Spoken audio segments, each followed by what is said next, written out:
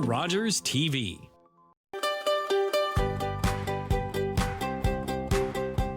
Paula Roy's Favorite Foods is made possible with the help of Farm Boy. It's all about the food.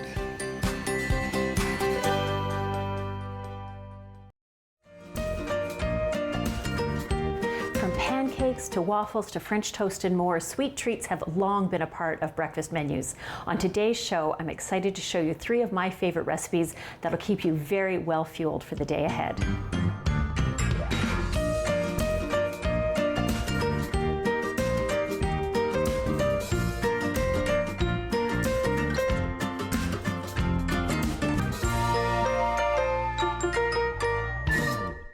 Alrighty, first up, I'm going to show you how to make a delicious blueberry ricotta loaf. It's not too sweet, it's moist and just so full of flavor, and I find that while we enjoy eating it at breakfast, it's also a great packable breakfast option to take with you to school or work, out on a hike, whatever you like. So we're going to get started by creaming together some sugar and butter. I'm using a stand mixer for this just because I find it such a helpful tool. You could absolutely use an electric hand mixer or put a little muscle power into beating it by hand. Get the butter out there. There we go. And the reason that we cream together is to get the butter nicely aerated. It gives you a better lift in the oven, and it just improves the texture of the finished product.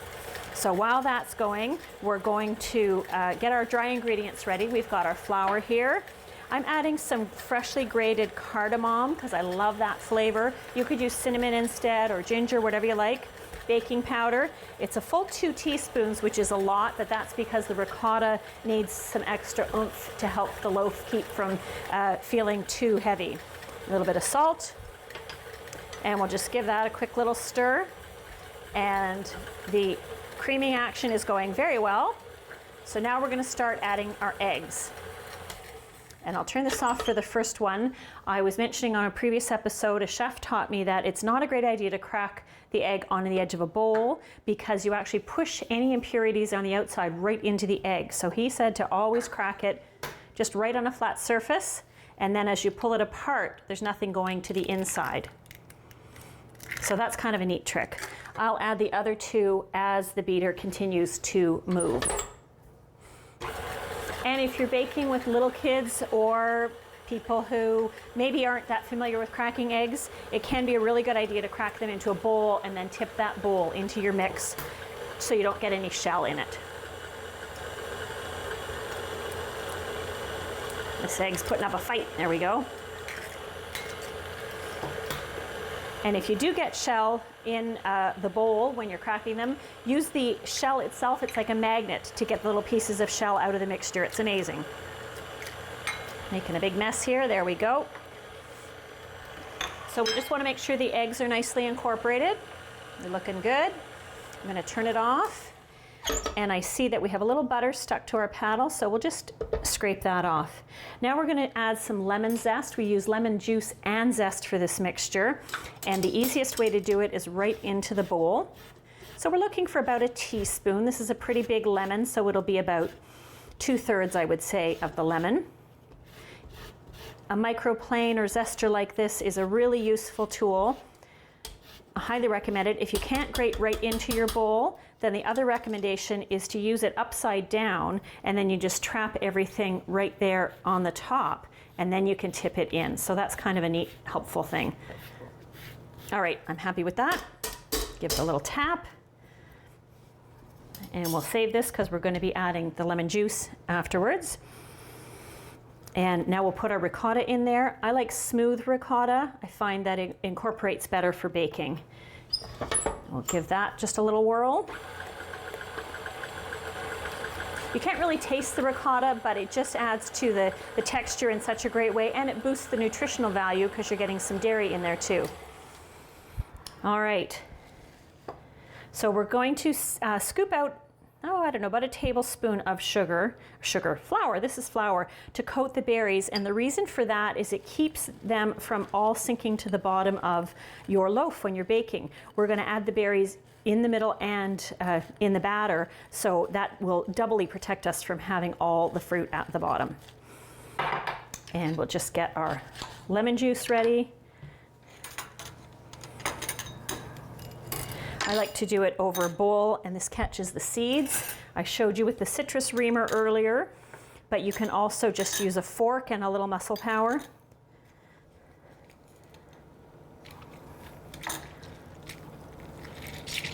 The fork just helps the juice release as opposed to just squeezing it on your own. And I just like catching the seeds like this, so then I don't have to go fishing for them in the juice. If you've ever done that with a little paper cut, you know what I'm talking about. Okay, that's perfect. We're looking for about 2 tablespoons, and I think that's what we've got there. Perfect. And because I love lemon, it's all going in. There we go. One more quick spin. All right. So now we're going to add our flour. And it's good to add it gradually. Just have to watch out for the paddle as it's going around.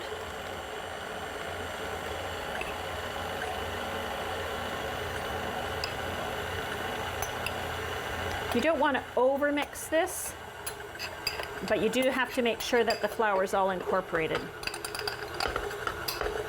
Got one little bit here. Just going to tip it into the smaller bowl.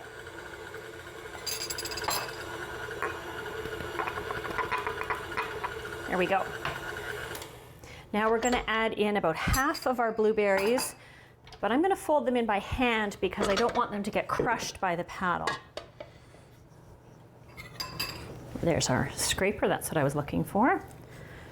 So we want to get all the batter we can off the paddle. It doesn't take too long to pull this loaf together, but it does need an hour to bake. So if you're wanting to serve it up in the morning, it's probably best to make it ahead of time. It freezes beautifully, and you can reheat it. I've even had it toasted, and it's amazing. So in go that's about half of our blueberries. And we're just going to give that a quick stir. Again, we don't want to overhandle it. That looks perfect. So now we're going to put about half of the batter in this prepared pan. If you haven't seen my tip before, wet your parchment paper under hot water, crumple it up, shake it off, and you can lay it in the pan so effortlessly. It's just a miracle. So much easier than trying to origami it in there. You can see how nice and thick the batter is. That contributes to the good texture, but it means that you kind of need 2 tools to get it into the pan. It will spread out, so don't worry about tucking it completely into the corners. I love the little purple swirls of the blueberries. It just gets me so excited because I know how good it's going to taste. I love cooking with blueberries, baking with blueberries, using them in savory dishes. I prefer Canadian wild blueberries. They're smaller and have a lot more flavor. And you can buy cases of frozen Canadian wild blueberries at Farm Boy, and they keep for ages in the freezer. So we'll scatter these on top. And like I said, this is just to make sure that the fruit doesn't all end up at the bottom. There we go. And the rest of the batter just gets spooned over top. We're going to do smaller bits and just hopefully cover those freshly added blueberries as thoroughly as we can.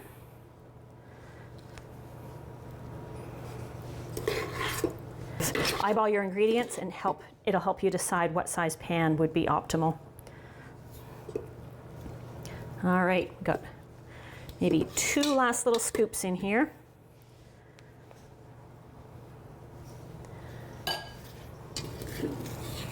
I'm gonna really scrape it down because why bother leaving batter in the bowl when it could be in the pan? There we go. Tuck that into the corner.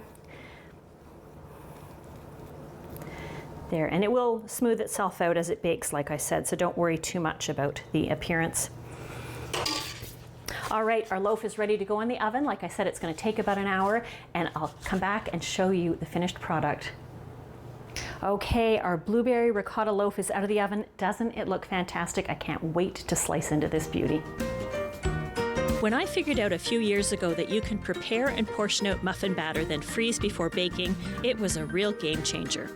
Up next is one of my favorite freeze and bake muffin recipes.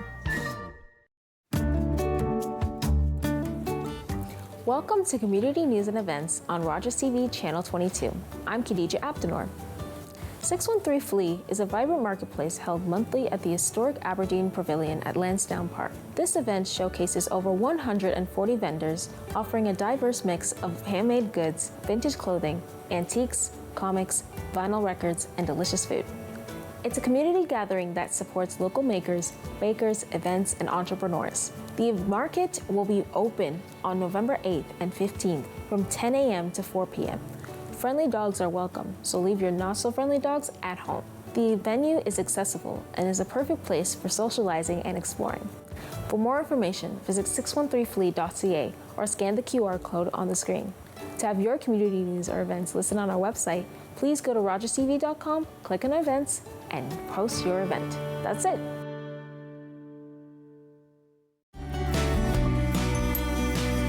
Join us for season 4 of Simply Cooking by Chef, Sunday nights at 8 o'clock, right here on Rogers TV.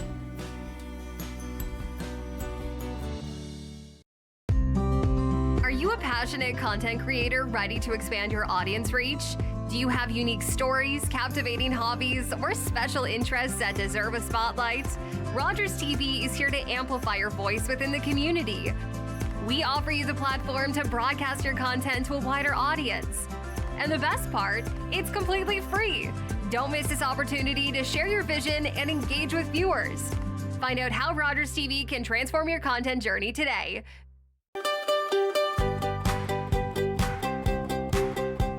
Paula Roy's Favorite Foods is made possible with the help of Farm Boy.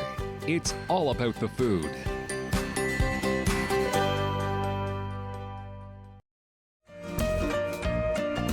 If you like using whipped cream in your cooking and eating, I know I do, here's a hot tip. Chill the bowl and the beaters before you go to whip it up, and you'll get much loftier cream.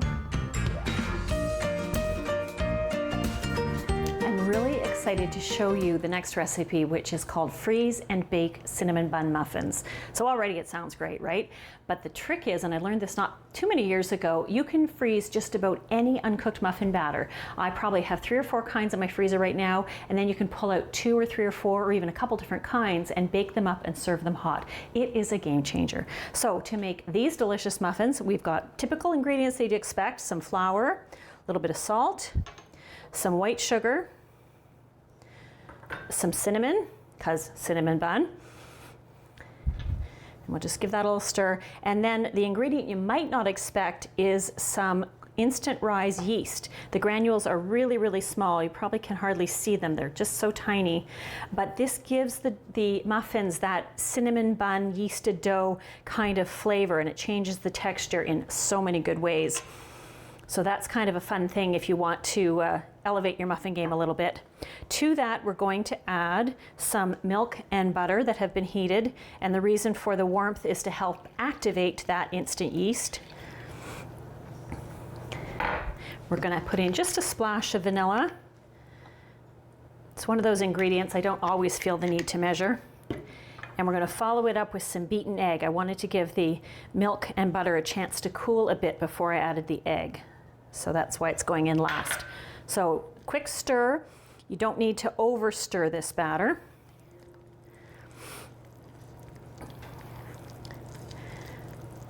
And the other thing I love about this recipe is I've scaled it for just 6 muffins. Obviously you can double or triple the ingredients and make more, but I find if I'm tucking them into the freezer, freezer space can be at a premium in my house. So this way I know I can stick a little 6 compartment muffin pan in there, no problem. Okay, so we're gonna scoop that into our prepared pan. I really like these silicone liners because after they're frozen in the freezer, I can pick out the muffins and put them in an airtight container and store them for longer. So that's why it's a much better idea than just putting them in the wells themselves. Silicone liners would be great too. And this scoop, which could be meant for ice cream, but it is, in my house, it's my cupcake and muffin scoop, and it's the perfect amount for recipes like this. When you go to bake this, you'll see that we're going to add a topping. It does tend to rise, they rise quite a bit, and the topping can spill over. So I always put a cookie sheet underneath not right under the pan, but on the rack below to catch any drips, just so I don't have to clean my oven as a result of making this delicious treat. So now we can add a little bit more to each one. I start with 1 scoop and then I divvy up the rest.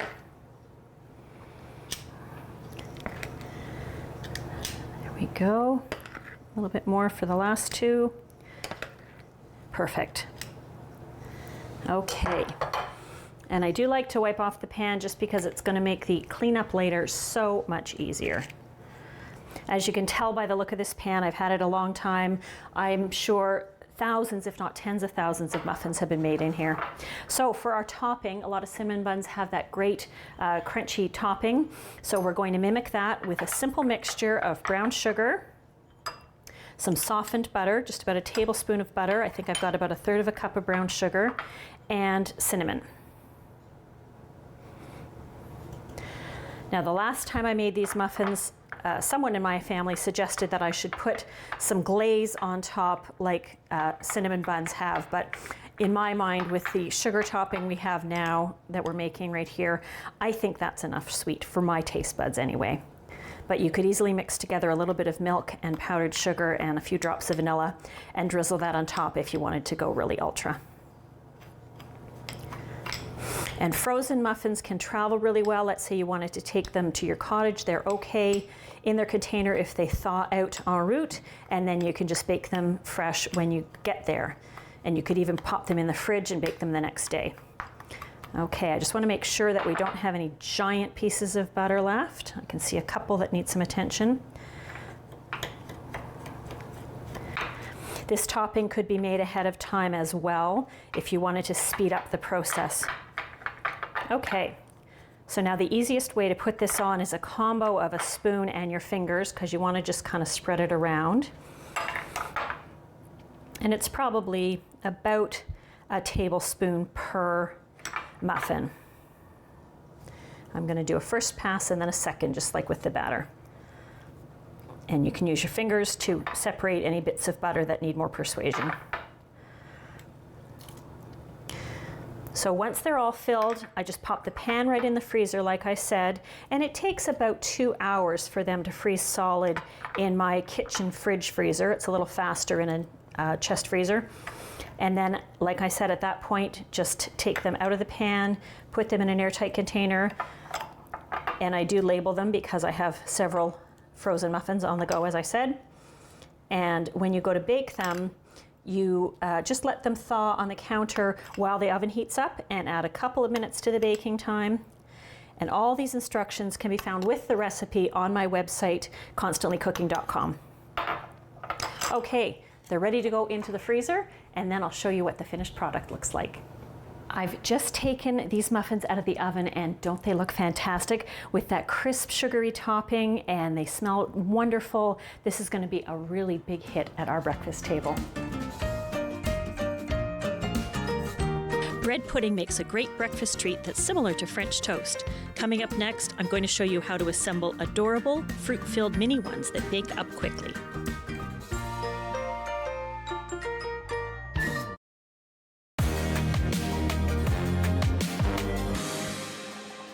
What I love most about Sam is that it isn't about recognition or the spotlight. She does it all because she cares. She believes deeply in community, in generosity, and in the power of kindness. Thank you, Sam, for showing us that giving back isn't just what you do, it's who you are.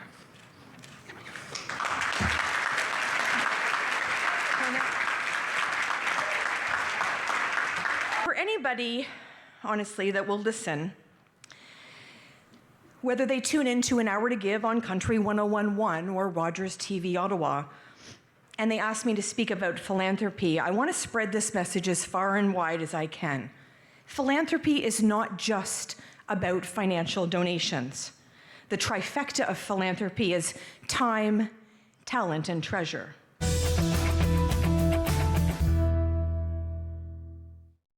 Thursdays. These cases are hard. It's okay if you don't want to fight, because we are going to fight for you. We have to be able to say we did everything we could.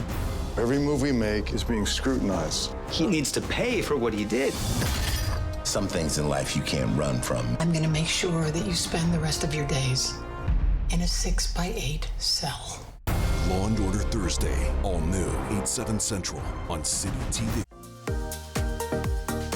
Welcome to Ottawa in the Know. I'm Julie Finley. I'm happy to be here to show you everything from bike trails to kitchen tales and all the things in between that make Ottawa so great.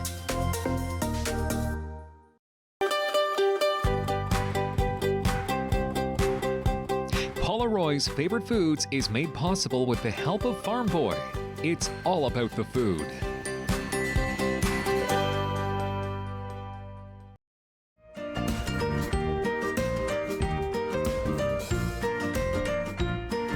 I didn't grow up eating bread puddings, but I'm a big fan of them now. I even make savory ones with squash and kale and all kinds of yummy things in there, along with the bread and the eggs, and we just love them. So this is a mini breakfast bread pudding, and it's not unlike French toast, but it just serves up so pretty. It's great for a brunch buffet.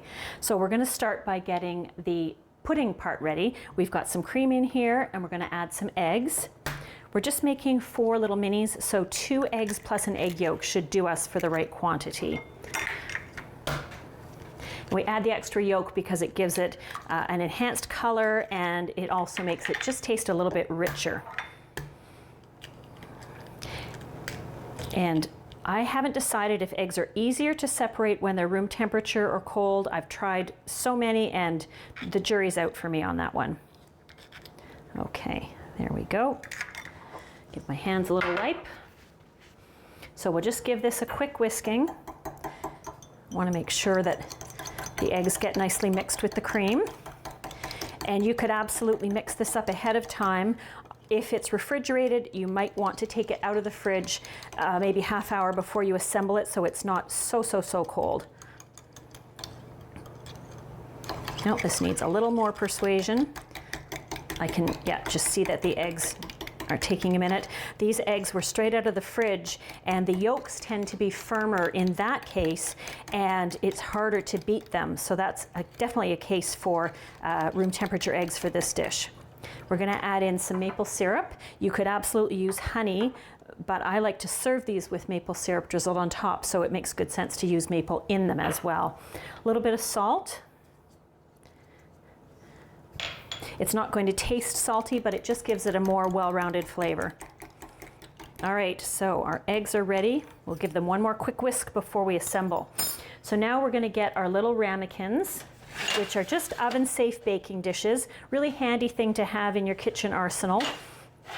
I have greased the bottoms and the sides with butter so that the bread and the egg won't stick too much. And I'm going to start by putting 1 round of brioche bread in the bottom. Brioche is bread that's made with egg and butter, so it's got a really nice, rich texture. And I just used a biscuit cutter to cut out my rounds, as you can see here.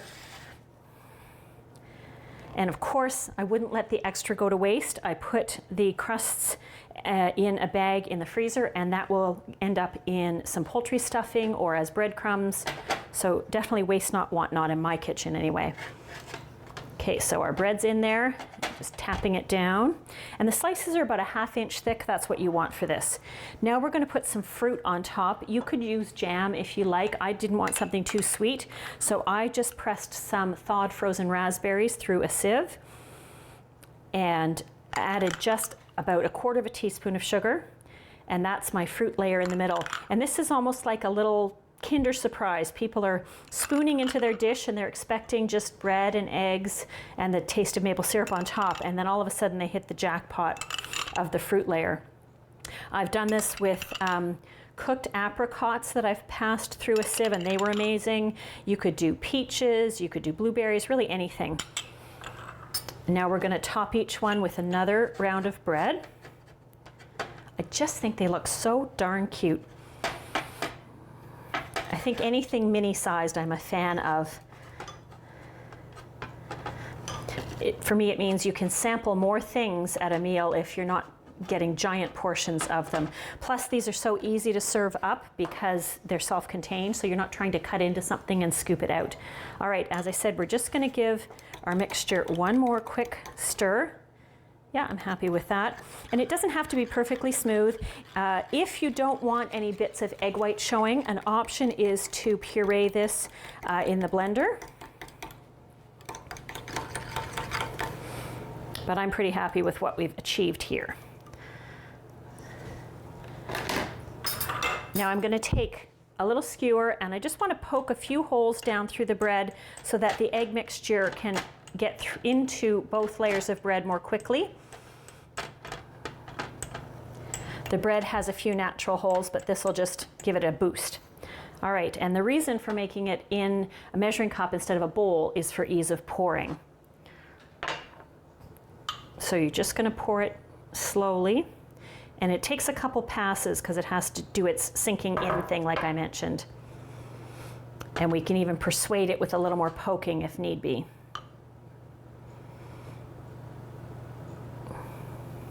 Sometimes I get impatient and I'll even get a chopstick out to poke larger holes, and there's nothing wrong with that. Depending on the thickness of your bread and the size of your ramekins, you may not use quite all the egg mixture, but we definitely need to use more than we have so far, so that's why we're going to do another poke. And you can even pull it away from the sides a little bit. That also helps the mixture to get down to the lower layers. There, it's making bubbles as it goes down. That's a good sign. Ideally, you'll let these sit for a few minutes before they go in the oven, while the oven preheats is a good amount of time. They could also go into the fridge and sit very happily for up to 12 hours before baking. They are best served hot, so it's a good idea not to pre-bake them well in advance of serving. This bread is thicker than what I normally buy, so I can tell that I'll be using a little bit less egg. They do puff up like a souffle, and then they will deflate after they come out of the oven, but it's fun to watch the puffing as they're baking. My kids really love that part. Okay, I don't think we can fit much more in. I'm going to save that mixture, and that'll be tomorrow's French toast for us. So we've got the oven preheated, and they're going to go in for about 18 minutes, and then I'll show you what they look like when they're all done. Our mini fruit-filled breakfast bread puddings are just out of the oven. They were beautifully puffed, and already they're collapsing a little like a souffle, but that does not affect the flavor. I like them as is, but if you prefer, you could serve them with a sprinkle of maple sugar on top or a little drizzle of maple syrup, and they're best eaten probably about 2 minutes after they come out of the oven. I hope you try them and enjoy them. Who says breakfast has to be boring? With these 3 great make-ahead recipes, my blueberry ricotta loaf, tasty cinnamon bun muffins, and impressive fruit-filled bread puddings, you can make every morning meal feel like a festive feast.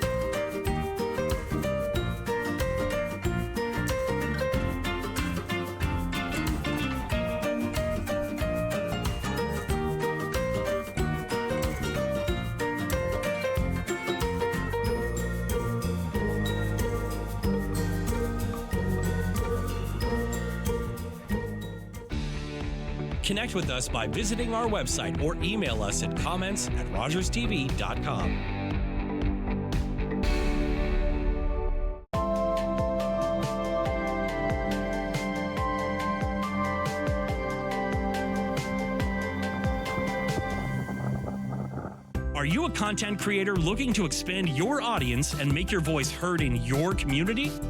Rogers TV wants to provide you with a platform to share your hobbies, interests, and stories for free. Visit us to find out more. Think it's okay to drive high? Think again. Drug-impaired driving is as illegal as drunk driving, and in Ontario, the penalties are the same. If police suspect